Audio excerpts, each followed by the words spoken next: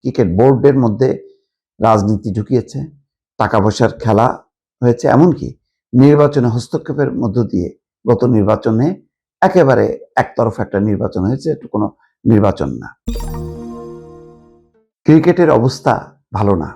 বাংলাদেশের তরুণরা যে খেলাটাকে সবচেয়ে এখন পছন্দ করে এবং প্রাধান্য দেয়, সেই ক্রিকেট নিয়ে যে গোলযোগ হচ্ছে, আসিফ মাহমুদ সজীব ভুঁইয়া তার ব্যাপারে ক্রিকেটের অনেক বোদ্ধারা বলেছেন যে তারা একেবারে এটা শেষ করে দিছে। ক্রিকেট বোর্ডের মধ্যে রাজনীতি ঢুকিয়েছে, টাকা পয়সার খেলা হয়েছে, এমনকি নির্বাচনে হস্তক্ষেপের মধ্য দিয়ে গত নির্বাচনে একেবারে একতরফা একটা নির্বাচন হয়েছে, এটা কোনো নির্বাচন না।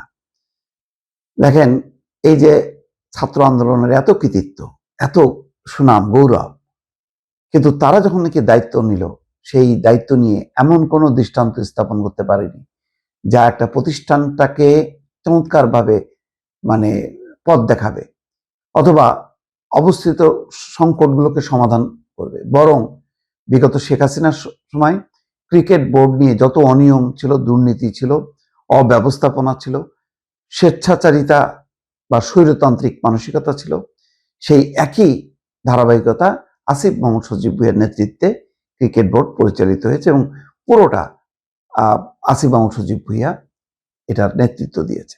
এমনকি ক্রিকেটার, বাংলাদেশের কৃতি ক্রিকেটার, রাজনৈতিকভাবে যদিও বিতর্কিত, সে সাকিব আল হাসানের সঙ্গে যেভাবে ব্যক্তিগতভাবে দ্বন্দ্বে জড়িয়েছে এবং তার পরবর্তী পর্যায়ে সবচেয়ে বিপর্যয়কর ছিল গত টি-20 বিশ্বকাপ বাংলাদেশ অংশ নিতে পারেনি।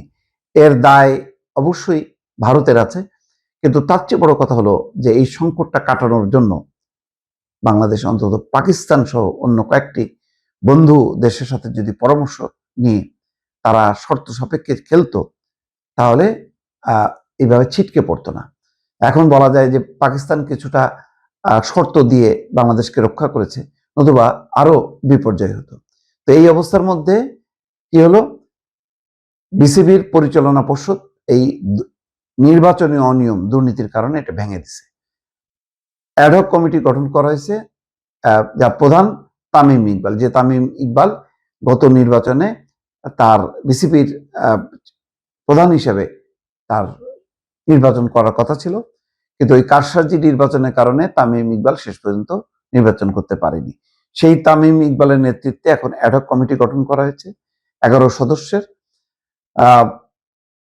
ক্রীড়া পরিচালক আমিনুল এহসান বলেছেন, কয়েকদিন থেকে গুঞ্জন ছিল আমিনুল ইসলাম বুলবুল শেষ পর্যন্ত টিকতে পারবে না, কারণ তিনি ওই বিগত 17-18 মাসের যেই ক্রীড়া উপদেষ্টা আসিফ মাহমুদ সজীব ভুঁইয়ার নেতৃত্বেই পরিচালিত হয়েছেন এবং ভালো নেতৃত্ব দেয়া, মানে লিডারশিপ এস্টাবলিশ করা, সেই কাজটা করতে পারেনি।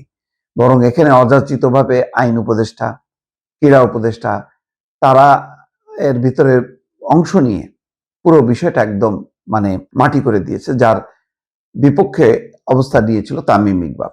বলা হচ্ছে এর আগে গত বছরের অক্টোবরে বিসিবি নির্বাচনে এনএসসির গঠিত তদন্ত কমিটির প্রতিবেদন তুলে ধরেন। বিসিবি নির্বাচনের 3টি ক্যাটাগরি থেকে 23 জন পরিচালক নির্বাচিত হন। এনএসসি থেকে মনোনীত হয়ে আসেন 2 জন পরিচালক।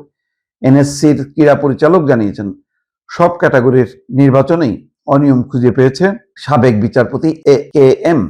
আসাদুজ্জামান নেতৃত্বের 5 সদস্যের কমিটি। যাই হোক, এখন মূল কথা হলো খেলা তো আবার সেই খেলাকে খেলার জায়গায় নিয়ে আসতে হবে। প্রধানমন্ত্রী তারেক রহমান কিন্তু বলেছে যে পেশাদার যারা খেলোয়াড়, যারা শিল্পী, তাদের রাজনীতি করা উচিত না। এখন এই রাজনীতি মুক্ত ভাবে যদি বিসিবিকে পরিচালনা করা যায়, গড়ে তোলা যায়, তাহলে ক্রিকেটের ভবিষ্যৎ আছে। নতুবা এই জটিল পঙ্কিল রাজনীতির পাকে শুধু বিসিবির ক্ষতি হবে না, পুরো দেশের ক্রিকেট অঙ্গনের ভবিষ্যৎ একেবারে যে ঝরঝরে, এটা বলার অপেক্ষা রাখে না।